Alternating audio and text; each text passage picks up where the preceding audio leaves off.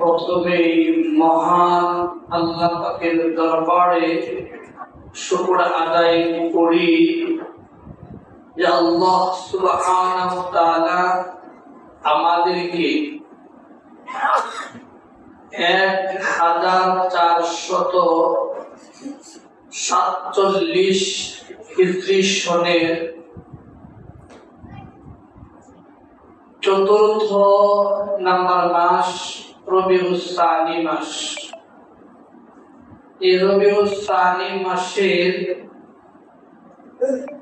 তৃতীয় নাম্বার জুমায় আল্লাহ সুবহানাহু ওয়া তাআলা আমাদেরকে তার রহমতের চাদর দ্বারা বেষ্টন করে আল্লাহ সুবহানাহু ওয়া তাআলার ঘর, ইবাদতের ঘর মসজিদে আসার বসার ইবাদত করার তৌফিক দান করেছেন। এজন্য আমরা সকলেই আবারও জবান খুলে বলি আলহামদুলিল্লাহ। প্রিয় হাজরিন, আমরা আলোচনা শুনছি আমাদের মাঝে প্রকৃত আশিকে রাসূল কারা। আমাদের মাঝে প্রকৃত আশিকে রাসূল হলেন তারা যাদের মাঝে চারটা গুণ থাকবে, চারটা সিফত থাকবে, তারা হলেন প্রকৃত আশিকে রাসূল। এই চারটা গুণ যদি না থাকে সে যত কথাই বলুক না কেন সে প্রকৃত আশিকে রাসূল হতে পারে না। এই আলোচনার দ্বারা উদ্দেশ্য হচ্ছে, মাকসাদ হচ্ছে এই গুণগুলো আমাদের আমলে নিয়ে আসা। যে গুণগুলো নিয়ে আসলে আমরা প্রকৃত আশিকে রাসূল হতে পারবো, এই গুণগুলো নিয়ে আসা। এই আলোচনার দ্বারা কাউকে হ্যায় প্রতিপন্ন করা, অপমান করা, অপদস্থ করা, লাঞ্ছিত করা উদ্দেশ্য হচ্ছে ভুল ধরিয়ে দেওয়া, সংশোধন করার দায়িত্ব। এই মিম্বর এমন একটা জায়গা, এমন একটা স্থান, এমন একটা জায়গা যে জায়গা থেকে হকের আওয়াজ হবে, মানা না মানা তার দায়িত্ব।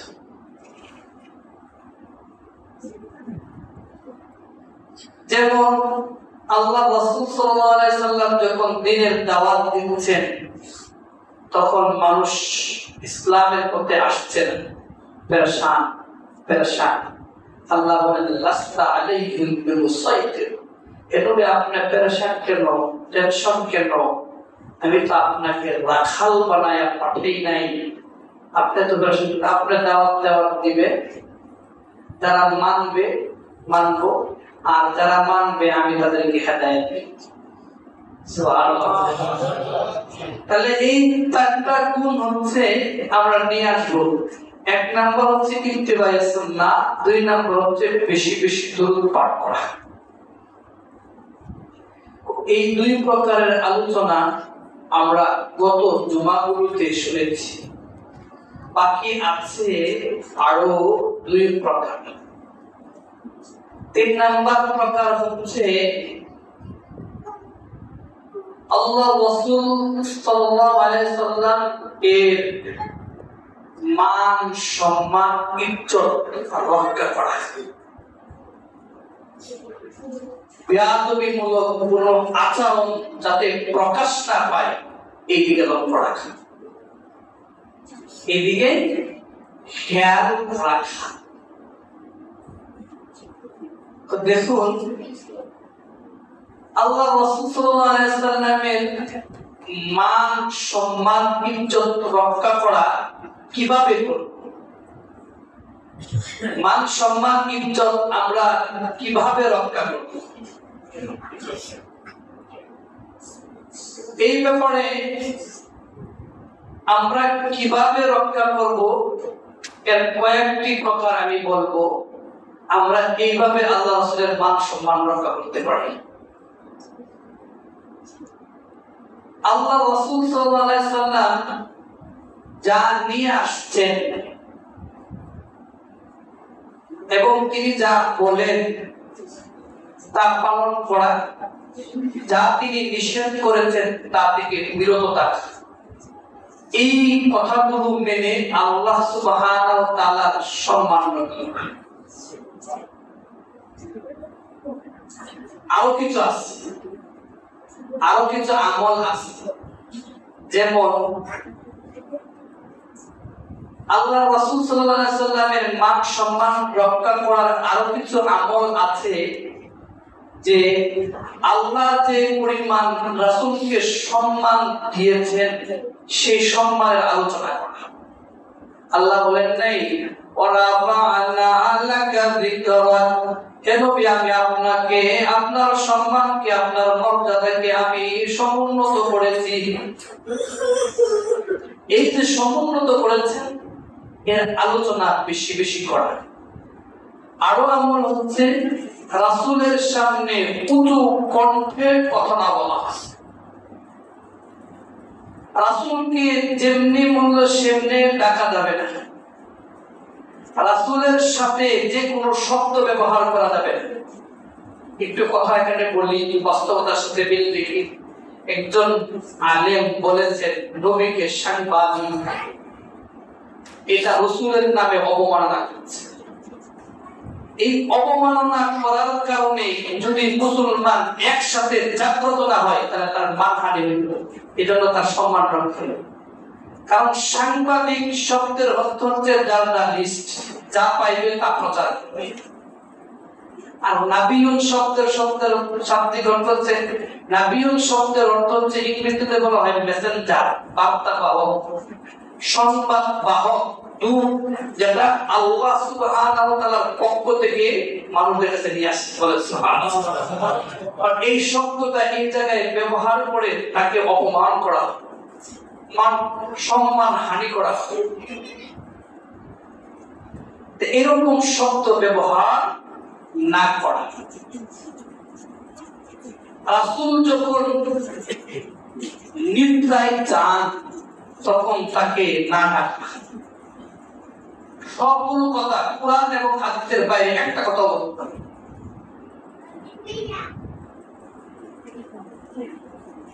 রাসূল যখন মজলিসে ডাকে, এই মজলিস থেকে অপ্রয়োজনে উঠে না যাওয়া।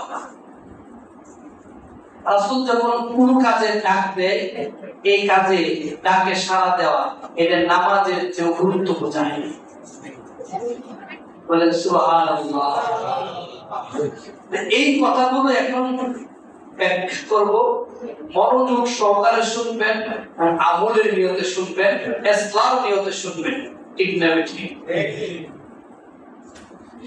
প্রথমেই আসেন রাসূলের সামনে উঁচু কণ্ঠে কথা না বলা, আপনার আওয়াজটা রাসূলের আওয়াজের সামনে কণ্ঠটা যাতে না বাড়ে এইভাবে চলা। এর ব্যাপারে এক আয়াত নাম্বার, সূরা নাম্বার, সূরা হচ্ছে সূরা হুজরাত, আয়াত নাম্বার 2। এই আয়াতের মধ্যে আল্লাহ সুবহানাহু ওয়া তাআলা বলেন, ইয়া আইয়ুহাল্লাযীনা আমানু লা তারফাউ আসওয়াতাকুম ফাওকা সাওতিন নাবিয়্যি ওয়া লা তাজহারু লাহু বিল কওল কাজআলি বা'দিকুম লিবা'দিন আন তাহবাতা আমালুকুম ওয়া আনতুম লা তাশউরুন। এই আয়াতের অর্থ বুঝানো সহজ হবে। এই আয়াতের শানে নজুল, প্রেক্ষাপট, কেন আল্লাহ নাযিল করেছেন, এটা যদি আমরা জানতে পারি তাহলে এই আয়াতের অর্থ বুঝানো সহজ হবে। এই আয়াতের শানে নজুল দেখুন, বুখারী শরীফের 4845 নম্বর হাদিস, 4847 নম্বর হাদিস, এই দুই হাদিসের মধ্যে আসছে কেন আল্লাহ এই আয়াতটা নাযিল করেছে। এই আয়াতের মধ্যে আব্দুল্লাহ ইবনে জুবায়ের রাদিয়াল্লাহু তাআলা আনহু তিনি বলেন যে তায়েফ থেকে একটা দল, একটা কাফেলা দুজাহানের বাদশা রাহমাতুল আলামিনের কাছে আসছে। কেন আসছে? যে তাদের দলে কে প্রতিনিধি, প্রধান, লিডার হবে এই জন্য আসছে।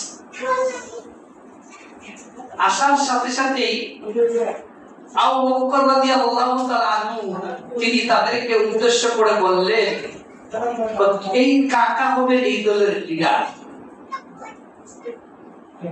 ইসলামের দ্বিতীয় খলিফা উমর রাদিয়াল্লাহু তাআলা বললেন, না, এই দলের লিডার হবে আকরা। আবু বকর রাদিয়াল্লাহু তাআলা বললেন যে উমর, তোমার কাজ কি আমার বিরোধিতা করা? আমি যে কাজটা করি এটার বিপক্ষে তুমি করো। ওমর রাদিয়াল্লাহু তাআলা, আপনি কি বলেন? আপনার বিরোধিতা আমি কেন করব? আমার যে একটা জ্ঞান আমি পেশ করছি। এই দুইজনের কথা কাটিতে তাদের কণ্ঠটা, দুইজনের কথা বললে না একটু কণ্ঠ রাগান্বিত হলে, আস্তে কথা বলে কণ্ঠটা উঁচু হয়ে গেছে। রাসূল তো বসা, এজন্য আল্লাহ সুবহানাহু ওয়া তাআলা বলে, আমার রাসূলের সামনে তোমরা যে উঁচু কণ্ঠে কথা বললা, এটা এক প্রকার বেয়াদবি। অতএব এরকম ভাবে যদি কথা বলো, আল্লাহ আমি নিষেধ করে দিলাম, আমার হাবিবের সামনে এই উঁচু কণ্ঠে তোমরা কথা বলবা না। কাকে আসলা বললেন? আবু বকর এবং উমরকে। কে বললেন? আল্লাহ। কি বললেন?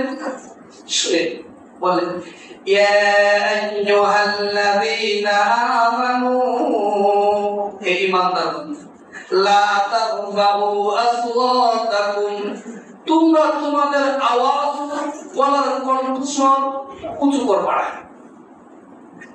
লা তারফাউ আসওয়াতাকুম ফাওকা সাওতিন নবী, রাসূল সাল্লাল্লাহু আলাইহি ওয়াসাল্লামের সামনে উঁচু কণ্ঠে কথা বলবে না।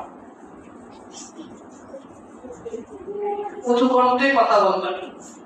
ওয়ালা তাজহারু লাহু বিল কওল কাজারি বা'দিকুম লিবা'দিন, তোমরা পরস্পর একই অপরে চিন্তে ভাবে উঁচু কণ্ঠে কথা বলো, আমার রাসূলের সামনে সেভাবে উঁচু কণ্ঠে কথা বলবে না। যদি বলো, আমার কথা যদি না শুনো, আল্লাহ বলেন আনতাহবাতু আমালুকুম ওয়া আনতুম লা তাশউরুন, যত আমল আছে একটা একটা করে করছো, জমা করছো, অ্যাকাউন্টে জমা হয়েছে, আনতাহবাতু আমালুকুম, আমি রব সমস্ত আমল নষ্ট করে দেব, ধ্বংস করে দেব, ওয়া আনতুম লা তাশউরুন, আমি যে ধ্বংস করে দিলাম এটা তুমি টেরও পাবে না। বলেন নাউযুবিল্লাহ। তাহলে বলেন নাউযুবিল্লাহ। যে এই উঁচু কণ্ঠে কথা বলা যাবে না রাসূলের সামনে। যদি বলেন, সমস্ত আমল আল্লাহ নস্যাৎ করে দিবেন। কিভাবে দিবেন? এটারও একটা কোরআনের দলিল ছিল। একদম এটা বলবো না, যদি সময় পাই তাহলে পরবর্তীতে বলবো। এই জায়গায় মধ্যে আনতাহবাতু আমালুকুম, এই আয়াত যখন নাযিল হয়েছে, কাকে ইসলাম করছেন? উমর, ইসলামের প্রথম খলিফা আবু বকর রাদিয়াল্লাহু তাআলা, ইসলামের দ্বিতীয় খলিফা উমর রাদিয়াল্লাহু তাআলা। আর এই কথা বলে আমি এরা দুইজন জান্নাতের সার্টিফিকেট প্রাপ্ত সাহাবাদেরকে ইসলাম করলাম, আমি তোমাদেরকে ইসলাম করলাম। কোরআন এবং হাদিসের আলোচনা যে জায়গায় হয়, এই জায়গায় উঁচু কণ্ঠে কথা বলবা না, এমন কোন কাজ করবা না যে কাজের দ্বারা কোরআন এবং হাদিসের আলোচনার ব্যাঘাত ঘটে। যদি বাচ্চারা কথা বলেন, বলবেন, শিখাইবে। এখানে আল্লাহ এবং আল্লাহ রাসূল কথা বলছে, আমি হচ্ছে এটা, আমি না, যেই কথা বলবো এটা হচ্ছে মিডিয়া, আর এই কথা হচ্ছে মাধ্যম, আর কথা হচ্ছে আল্লাহ এবং আল্লাহ রাসূল। বলেন ঠিক না? ঠিক। এই আয়াত যখন নাযিল হলো, উমর রাদিয়াল্লাহু তাআলা এর পরে তিনি এত আস্তে কথা বলতেন, আল্লাহ রাসূল জিজ্ঞাসা করতেন কয়েকবার, উমর তুমি জোরে বলো। উমর বলতো লা তারফাউ আসওয়াতাকুম, আরে তুমি আরেকটু জোরে বলো, আমি তো শুনছি না, এমন ভাবে বলো শোনাই। এই আয়াত নাযিল হওয়ার পরে সাবিত ইবনে কাইস রাদিয়াল্লাহু তাআলা, এই আয়াত, এই হাদিসটা আসছে বুখারী শরীফের 4846 নম্বর হাদিস। আনাস ইবনে মালিক রাদিয়াল্লাহু তাআলা তিনি বলেন, ওই আয়াত যখন নাজিল হওয়ার পরে সাবের ইবনে কায়াস রাদিয়াল্লাহু তাআলা বাড়িতে গেলেন, বিবিকে বললেন, স্ত্রীকে বললেন, বিবি আমার এই দরজা বাহির দিকে লাগায়া, কারণ আমি রাসূলের সামনে সবচেয়ে বেশি উঁচু কণ্ঠে কথা বলেছি, কণ্ঠস্বর উঁচু করে কথা বলেছি, আমার সমস্ত আমল আল্লাহ নষ্ট করে দিয়েছে, এই জন্য তোমরা বাহিরে লাগায়া। আর আমার আওয়াজটা, গলার কণ্ঠটা এমনি, কিছু কিছু মানুষ আছে না, তারা কথা বললে বোঝা যায় মাইক চলছে, আছে না এরকম স্বর, কণ্ঠস্বর। আমার কণ্ঠ এমনি তো উঁচু, আমি আর রাসূলের সামনে যাব। কয়েকদিন যখন দুজাহানের বাদশা রাহমাতুল্লাহ আলামিন দেখলেন যে সাবেক ইবনে কায়েস রাদিয়াল্লাহু তাআলা আসে নাই, কেন? সাদ রাদিয়াল্লাহু তাআলা বলেন, সাবেক ইবনে কায়েস কোথায়?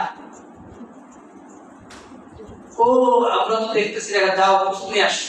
তা দেখলেন বাসার মধ্যে সে তালা মেরে বন্দী আছে, এখানে সে নামাজ পূজা করছে। তখন আল্লাহ রাসূল পাঠালেন এই কথা। সাদ রাদিয়াল্লাহু তাআলা যখন বলেন, আমি তো জেনে আমার কণ্ঠটা এমনি উঁচু, আর আমি যদি আমল নষ্ট হয়ে যায় আমি জান্নাতে যাব কি? সুবহানাল্লাহ। তখন এই সাদ রাদিয়াল্লাহু তাআলা আল্লাহ রাসূলের কাছে আসলেন।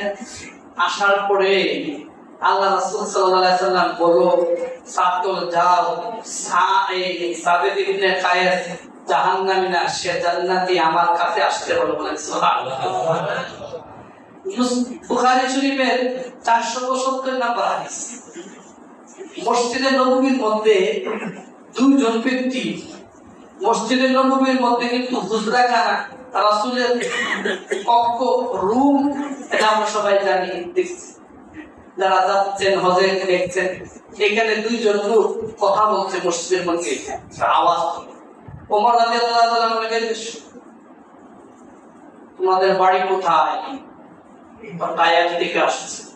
ভাগ্যবান, আজকে যদি তোমরা মদিনার হইতা কি পরিমাণ শাস্তিতে তোমরা পাইতা, আজকে দেখাই। ও জানো এখানে দুজাহানের বাদশা রাহমাতুল আলামিন ঘুমাচ্ছে, আর তোমরা উঁচু কণ্ঠে কথা বলছো, বের হয়ে যাবে। দেখবেন 470 নম্বর হাদিস। তো এই কণ্ঠে আর কোন সময় কথা বলবো না, যাও। আর আমরা মসজিদটাকে মনে করি খেলা, আদব নাই, জুতা গুলো নিয়ে আসি, ময়লা পড়ে। আমরা এমন ভাবে কথা বলি যে বয়ান করছে তার সমস্যা সৃষ্টি হয়। এটা টপ টু বটম যারা সবাইকে বলছে, রাসূলের কথার সময় কথা বললে কি পরিমাণ বেয়াদবি, এটাও কোরআনের আয়াত থেকে প্রমাণ। এটা সম্মান রক্ষা হয় না। যাই হোক, এইভাবে যখন চললো, তখন সাহাবায়ে কেরাম রাসূলকে কি পরিমাণ মানতেন। যখন কোরআন এবং হাদিসের আলোচনা হইতো, তখন সাহাবায়ে কেরাম কাঁপতে থাকতেন আর কান্না করতে থাকতেন, তাদের প্রসব দাঁড়িয়ে যেতেন। দেখুন, ওমর ইবনে আস রাদিয়াল্লাহু তাআলা যখন মৃত্যুর শয্যায় শহীদ, তখন তার ছেলেকে ডাকলেন, এদিকে আসতে বাবা, শুনো, আমি তিনটা কথা বলি, তুমি শুনে রাখো। আমি ছিলাম রাসূলের সবচেয়ে বড় দুশমন ইসলাম গ্রহণ করার পূর্বে। যখন আমি মুসলমান হয়েছি, সবচেয়ে আপন হলো আমার রাসূল। বলেন সুবহানাল্লাহ। তাকে এত সম্মান করতাম, তার দিকে দৃষ্টি দিতাম না, এমনকি সবসময় মাথাটা নিচ করে রাখতাম। এবং আমাকে যদি কেউ প্রশ্ন করতো রাহমাতুল আলামিন এর গঠন আকৃতি বলবো, আমি বলতে পারতাম না। সুবহানাল্লাহ। দেখেন আবু আইয়ুব আনসারী রাদিয়াল্লাহু তাআলা কি করতেন। আবু আইয়ুব আনসারী রাদিয়াল্লাহু তাআলা, শর্ট করে বলছি, আরো কথাগুলো আছে। আবু আইয়ুব আনসারী মক্কা থেকে যখন হিজরত করে মদিনায় গেলেন, কার বাসায় উঠলেন? আপনারা ইতিহাসটা তো জানেন। আবু আইয়ুব আনসারী রাদিয়াল্লাহু তাআলা বলেছেন, আবু আইয়ুব আনসারী রাদিয়াল্লাহু তাআলা বাসায় যখন উঠলেন, আবু আইয়ুব আনসারী রাদিয়াল্লাহু তাআলা বাড়িতে ছিল দুতলা বিশিষ্ট। তখন আল্লাহ রাসূলকে দিলেন নিচে, আবু আইয়ুব আনসারী রাদিয়াল্লাহু তাআলা উঠলেন উপরে। উপরে ওঠার পরে তিনি আস্তাগফিরুল্লাহ বলতেছেন, আস্তাগফিরুল্লাহ রাহমাতুল লিল আলামিন। নিচে ঘুমাবে আর আমি পড়ে ঘুমাবো। সে এক সাইডে গিয়ে সারা দিন দাঁড়িয়ে, সারা রাত দাঁড়িয়ে আছে, ঘুমাই নাই। মানে এটা বেয়াদবি। তিনি রাত্র সকাল হল, নিচে নামলেন, মানে হযরত হে আল্লাহর রাসূল, আমি তো রাত্রে ঘুমাইতে পারি নাই। কেন? আপনি নিচে আর আমি পড়ে পানি ঘুমানো কেমন? এটা বেয়াদবি। সুবহানাল্লাহ বলবেন না করে? সুবহানাল্লাহ। আর দাওয়াত করবেন সুবহানাল্লাহ। এটা বেয়াদবি। আমি তো নিচে ঘুমাইলে, আমি তো নিচে ঘুমাইলে ভালো না, আপনি আজকে দিন উপরে ঘুমাবেন। উপরে ঘুমালে প্রত্যেক দিন খাবার বাড়াই, আর যে খাবারটা রাসূল খাইতেন, যে আঙ্গুলটা যেখানে ঢুকাইতেন সেখানে আবু আইয়ুব আনসারী রাদিয়াল্লাহু তাআলা আনহু খাইতেন। সুবহানাল্লাহ। এরপরে একদিন তিনি খাবার পাঠালেন, খাবার খান নাই, খাদের নিয়ে আসছে। আবু আইয়ুব আনসারী রাদিয়াল্লাহু দ্রুত উপরে উঠলেন, আল্লাহ কেন খান নাই? এই খাবারের মধ্যে পেঁয়াজ এবং রসুন আছে, আর রসুন আর পেঁয়াজ আমি অপছন্দ করি। কেন? জিবরাইল আমিন আসতে কষ্ট হবে। এরপরে এই আবু আইয়ুব আনসারী রাদিয়াল্লাহু তাআলা খাবার খান নাই।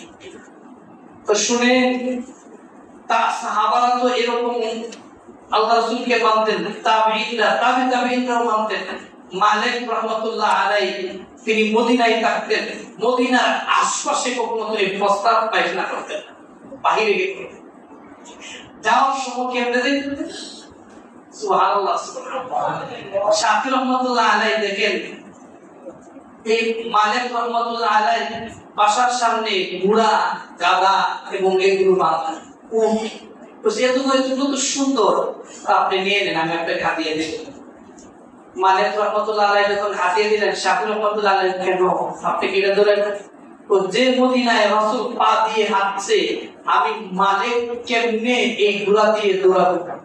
এটা রাসূলের সামনে বেয়াদবি। তো এই কথাগুলো বলছি। এই ব্যাপারে আরো রাসূলের সামনে উঁচু কণ্ঠে কথা বলা যাবে না, এই ব্যাপারে বলেন আব্দুল্লাহ ইবনে আব্বাস রাদিয়াল্লাহু তাআলা আনহু বলেন যে যেখানে কুরআন এবং হাদিসের আলোচনা হয়, এখানে এই কুরআনের এবং হাদিসের আলোচনা হয়, সেই জায়গায় তোমরা নীরব থাকো, চুপ থাকো, কোনো প্রকার বেয়াদবি করবে না। আরো কথা আসছে, আমি আপনাকে আসছি। সূরা নূরের 63 নম্বর আয়াত, সূরা নূরের 63 নম্বর আয়াতে আল্লাহ সুবহানাহু ওয়া তাআলা বলেন, লা তাজআলু দুআ আর-রাসূলি বাইনাকুম কাদুআ বা'দিকুম বা'দা।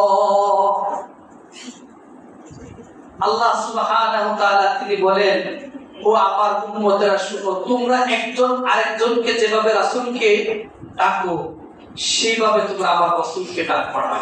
বলে সুবহানাল্লাহ। তোমরা সেইভাবে ডাকবা না। তো দোয়া আর রাসূলি, এটা দুইটা ব্যাখ্যা আছে। দোয়া আর রাসূলি, রাসূলের আহ্বান কি তোমরা সাধারণ আহ্বান মনে করবা। দুইটা ব্যাখ্যা হচ্ছে ইজাবাতু ইলাল ফাইল। ইজাবাতু ইলাল ফাইল শব্দের অর্থ হচ্ছে রাসূল যখন আহ্বান করে, এই আহ্বানটা তোমরা সাধারণ আহ্বানের মতো মনে করো না, গুরুত্ব দিয়ে শুনবা।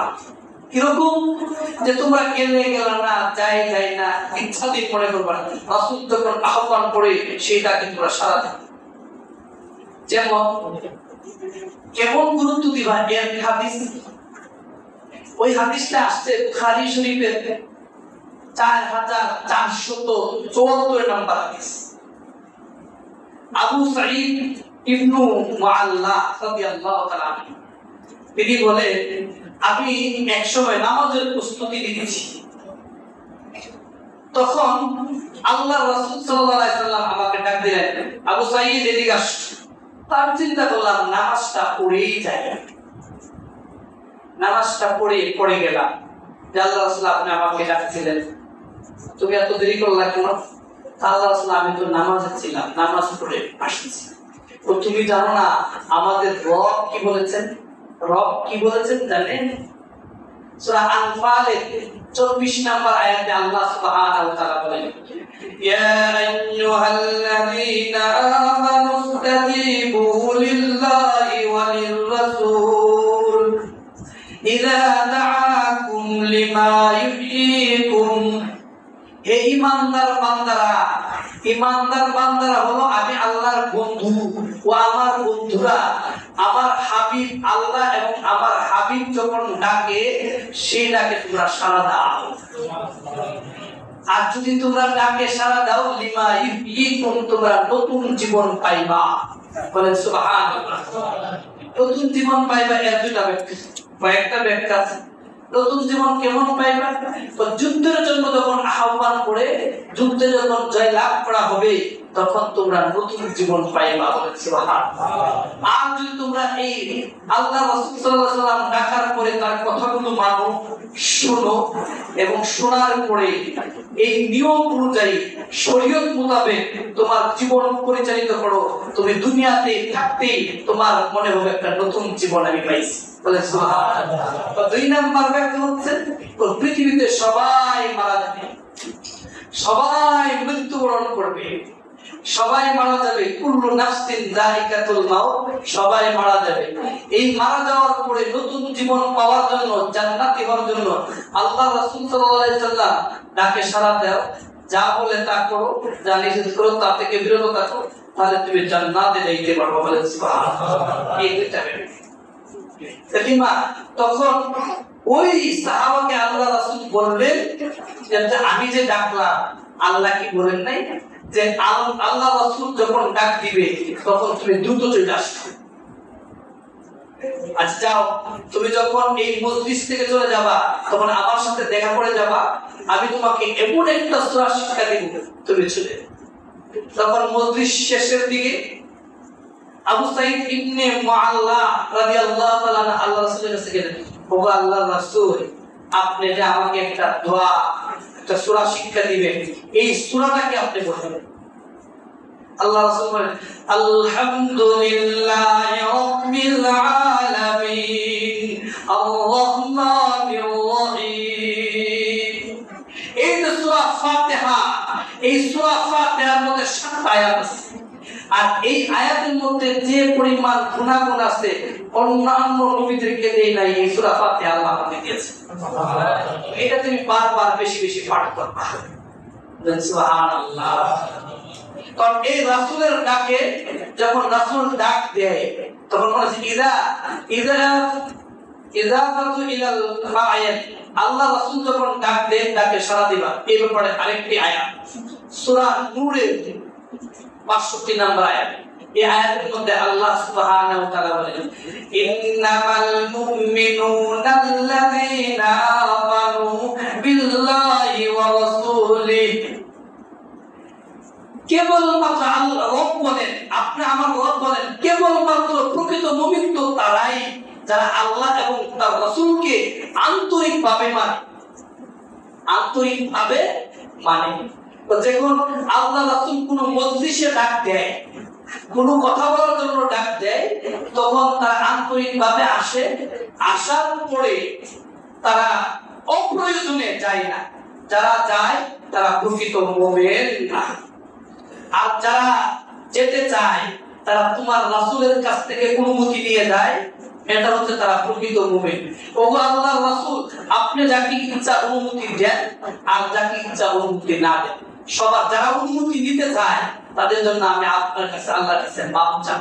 এটা সূরা নূরের 65 নম্বর আয়াত। এই আয়াতের ব্যাখ্যায় মুকাতিব ইবনে মুকাতিব রাহমাতুল্লাহ আলাইহি বলেন, ও এই আয়াতের ব্যাখ্যায় বলেন, কুরআন এই জুমার বয়ান, পুরো ইসলামী বয়ান ও তাফসীরের বয়ান, এইগুলোর মধ্যেও বসলে চুপ করে বসবেন।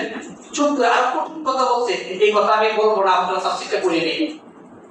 আমি তো বলে দিলাম আর কঠিন শক্ত কথা বলছে যে এইগুলো বলবেন, এখানে চুপ করে, আমি শুধু খালি বড়টা বলছি যে চুপ করে বসবেন, শুনবেন, আপনি খাঁটি মুমিন হইতে পারবেন, আল্লাহ রাসূলের সম্মান রক্ষা করতে পারবেন।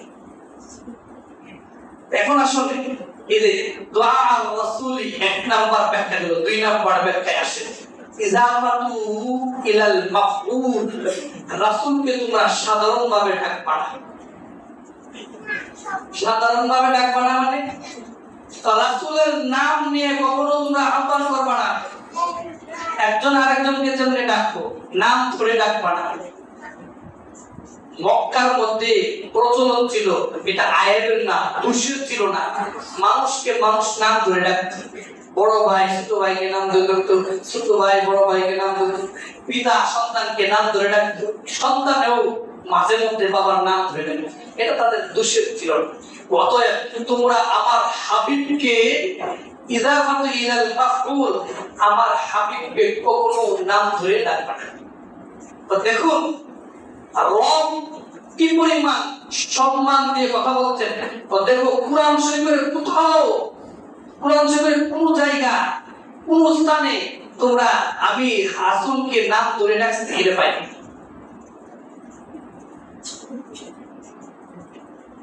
নাম ধরে ডাকছি কোথাও তোমরা পাইবা না। আমি রব আমার হাবিবকে কোন সময় নাম ধরে ডাকি নাই, ডাকছি কি?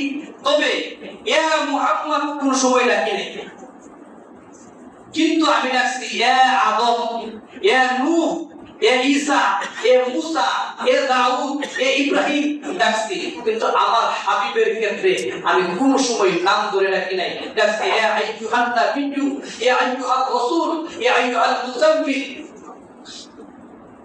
অতএব আমার হাবিবকে তোমরা কখনো নাম ধরে ডাকবে না।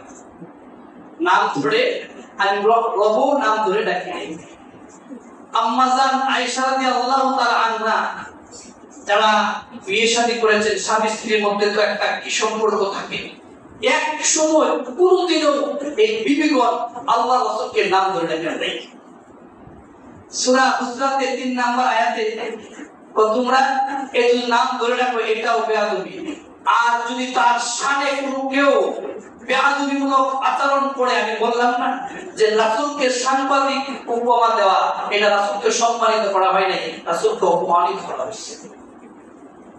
কারণ সংবাদ যারা সাংবাদিক, যারা জাফর রাসূল তো তার কাছ থেকে নিয়ে আসেন, রব থেকে সরাসরি নিয়ে আসেন।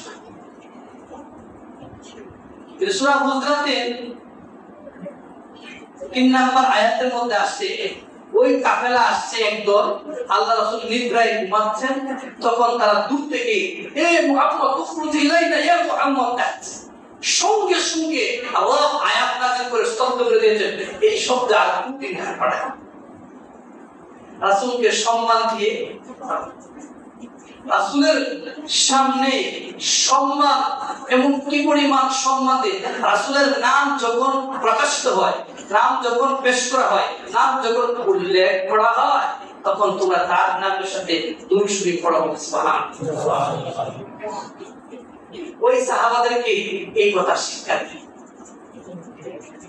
রাসূলের ইদাফাতু ইলাল মাফউল, যে আমরা রাসূলকে সম্মান সূচক শব্দ দিয়া রাখবো। দেখেন কুরআন শরীফে 4 জায়গার মধ্যে মুহাম্মদ শব্দটা আসছে, আসার পর বলেন মুহাম্মাদুর রাসূলুল্লাহ, মুহাম্মদ হলেন আল্লাহর রাসূল। 4 জায়গার মধ্যে মুহাম্মদ পাবেন কুরআন শরীফে, প্রত্যেক জায়গাতে মুহাম্মাদুর রাসূলুল্লাহ সম্মান সূচক শব্দ আছে। আর এই রাসূলকে নিয়ে কটূক্তি করে, বাজে কথা বলে আপনার ঈমান জাগ্রত হয় না, আপনি প্রকৃত আশিকে রাসূল হতে পারেন নাই। ঠিক না? ঠিক আছে। বুখারী শরীফের এক হাদিস, 2731 নম্বর হাদিস, আবু মুসা 2731 নম্বর হাদিস। এই হাদিসের মধ্যে উরওয়া ইবনে মাসউদ সাকাফী রাদিয়াল্লাহু তাআলা বলেন যে সাহাবায়ে কেরাম রাসূলকে এত ভালোবাসতেন, যখন তিনি থুতু নিক্ষেপ করতেন, এই থুতু হাতে নিয়ে তারা শরীরে মাখাইতেন। তারা যদি কোনো পানি, আল্লাহ রাসূল যখন ওযু করতেন, এই ওযুর পানি তারা হাতে নিয়ে শরীরে মাখাইতেন।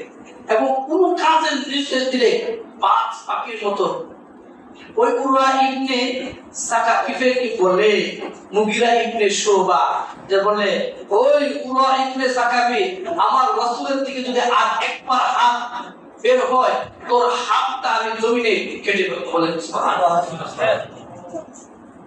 ওই হাতটা যেন আমার রাসূলের দিকে বারবার না আসে, হাত নিচু করে বলতে।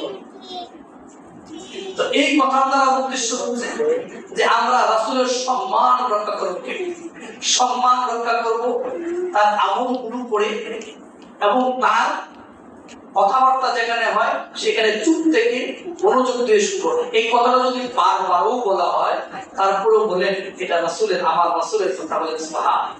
দেখেন তো দেখেন আব্দুল্লাহ এই কথাটা বলে শেষ করে আব্দুল্লাহ ইবনে আব্বাস রাদিয়াল্লাহু তাআলা আনহু তিনি বলেন যে আমি যদি কোনো আলেমের কাছ থেকে হাদিস সংগ্রহ করতাম তখন এই আলেমের কাছে গিয়ে আমি ডাক দিতাম না, বসে থাকতাম। তখন একদিন এক আলেমের কাছে গেছি, আলেম সাহাবার কাছে গেছি, তখন তিনি বললেন আরে হযরত আপনি তো আল্লাহ রাসূলের চাচাতো ভাই, আপনি আমার ডাক দিলেই তো পারতেন।